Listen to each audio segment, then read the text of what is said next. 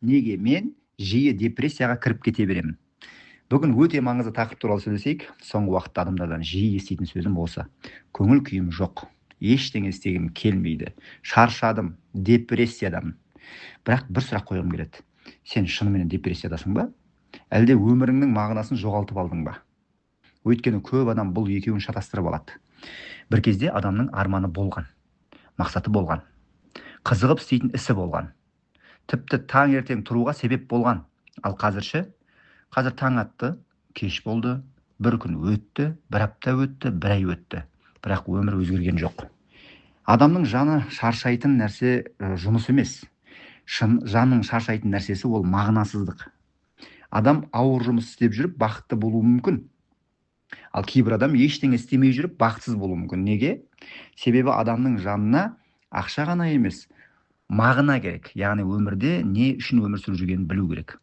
Мен саған бір шындық айтайын, көп жағдайда депрессия дегеніміз бұл жоғалған энергия емес, бұл жоғалған бағыт.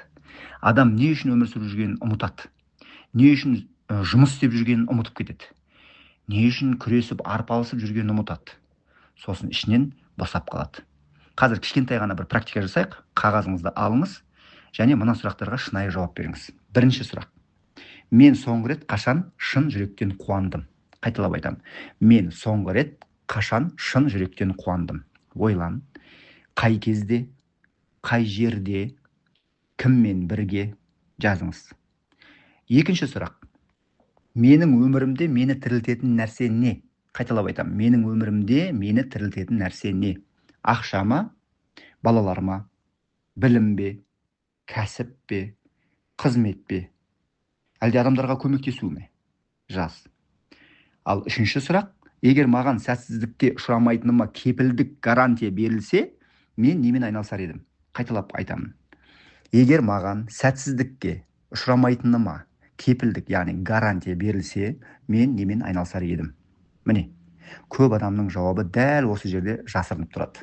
Өйткені депрессияның бір түрі жүректің өз жолынан алыстауы, өзің қаламайтын өмірді сүру, өзің қаламайтын ортада жүру, өзің қаламайтын жұмысты істеу. Сосын адам өзін әрине жоғалтады. Құранда Алла тағала жүректер тек Алланы еске алумен тыныштық табады дейді.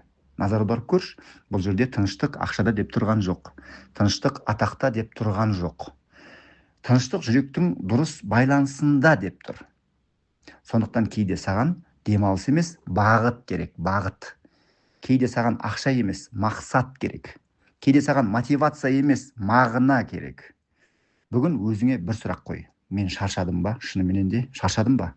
Әлде мен өз жолымнан адастым ба? Осы сұраққа шынайы жауап бер. Сонда көп нәрсе өзінің орнына келе бастайды. Ал егер осындай терең сабақтар ұнаса, мен сен үшін арнайы жабық платформа дайындадым. Бұл жерде тек теория емес, бұл жерде бірге дамитын орта бар, бұл жерде разборлар бар, сіздің барлық сұрақтарыңызға жауап бар. Бұл жерде анық тәжірибе бар, жүйе бар, жүйелі даму бар, өзіңді қайта табуға көмектесетін сабақтар бар. Сондықтан описаниедегі сілтемеге өтіңіз қазір, жабық платформаны қарап шығыңыз, ол жерде арнайы сайт тұр, барлық сұрақтарыңызға жауап алыңыз. Мүмкін дәл қазір сен іздеп жүрген жауап осы жерде шығар. Кездескенше сілтемеге өтіңіз, ұмытпаңыз.